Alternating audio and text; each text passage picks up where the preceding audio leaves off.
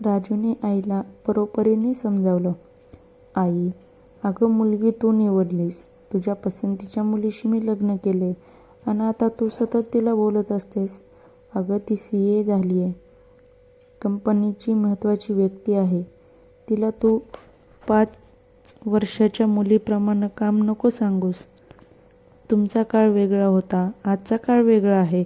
शिवाय दोन्ही घरातली आर्थिक तफावत तर विचारात घे ना तू. खरंय रे बाबा, मी गरीब घरातली होते. गरिबीतच खस्ता खात खात मुलाला जन्म दिला, वाढवलं आणि आता त्यावर दुसरं कुणी हक्क सांगतंय.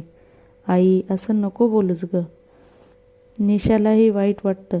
तिला तू आणि बाबा आवडता. तिला तुम्ही हवे आहात. आपल्या आगीला आवर घालायचा भाऊजी प्रयत्न करायचे, पण आग भडकतच गेली. शेवटी राजूने वेगळं बिऱ्हाड केलं.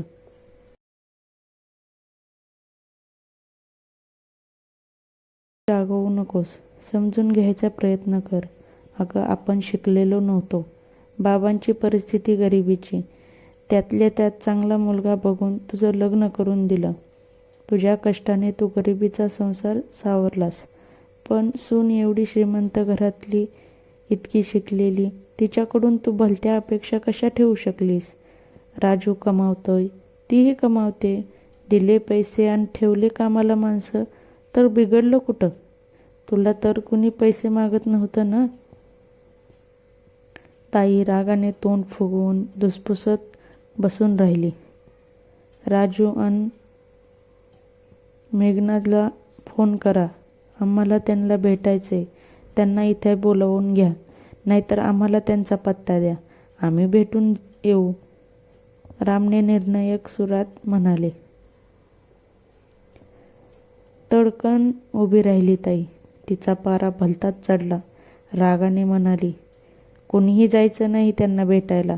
आणि ती टवळी तर इथे पाऊलही ठेवणार नाही. आतल्या खोलीतून बाहेरच्या हॉलमध्ये येत भाऊजी म्हणाले, बघितलंस ना शोभा, ही अशी आडमुठेपणा करते. तिकडे तो राजूही दुःखी आहे. हिने जी मुलगी निवडली, जे कुटुंब निवडलं, त्याला त्याने होकार दिला. आणि आता हिला मुलं डोळ्यासमोरही नको आहेत. जगणं अशक्य करते ही आम्हा सर्वांचं. एकुलता एक मुलगा. मला त्याला भेटूही देत नाही. त्याला इथे येऊही देत नाही. भाऊजींना पुढे बोलवेनाच. गेल्या 7-8 महिन्यातल्या या ताणतणावाचा त्यांच्यावर तब्येतीवर फार परिणाम झाला होता. किती औषधं त्यांना घ्यावी लागत होती. टेबलावर विविध औषधं मांडलेली होती. ताईच्या हेकट आणि हट्टी स्वभावामुळे मुलगा दुरावल्याचं दुःख भाऊजींना सोसत नव्हतं.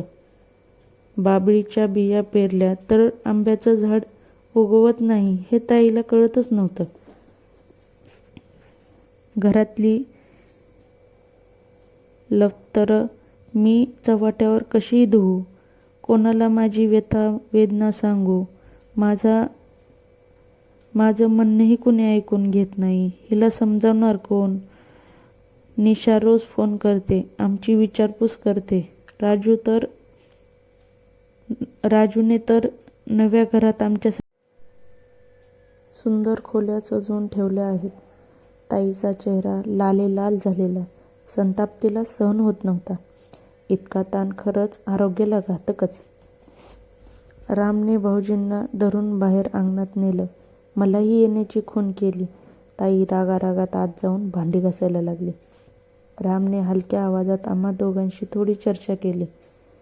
मला आत पाठवलं. स्वतः भाऊजींना घेऊन राजूकडे निघून गेले. मी आत आले तेव्हा ताईने विचारलं, ते दोघे बाहेर काय करतायत? तिच्या चेहऱ्यावर विचित्र भाव होते. भाऊजींना छातीत दुखतंय. राम त्यांना घेऊन डॉक्टरकडे गेलेत. मी चक्क खोटं बोलले. ताई थोडी घाबरली, पण बोलली काहीच नाही. मीच म्हणाले, सतत घरात भांडणं, वाद, ताणतणाव असले तर सहन तरी किती करेल माणूस? त्रास दोघांनाही होतोच. पण तू निदान आरडून ओरडून रडून आपला उद्रेकाला वाट करून देतेस. भाऊजींना तर ते करता येत नाही. उद्या हार्ट अटॅक आला तर काय करशील? अगं, हल्ली 25 ते 40 वयाच्या तरुणांना ताण सहन होत नाही. ब्रेन हॅमरेज आणि हार्ट फेल होतात त्यांचे. तर 60च्या भाऊजींकडून तो अपेक्षा काय करतेस? स्वतःच्या हट्टाने त्यांच्या म्हातारपणही नरकासारखं करायचंय का तुला ताई? बोलताना माझाही आवाज चढला होता. काय म्हणायचंय तुला? तिने विचारलं. म्हणायचं एवढंच आहे की आता हट्टीपणा सोड.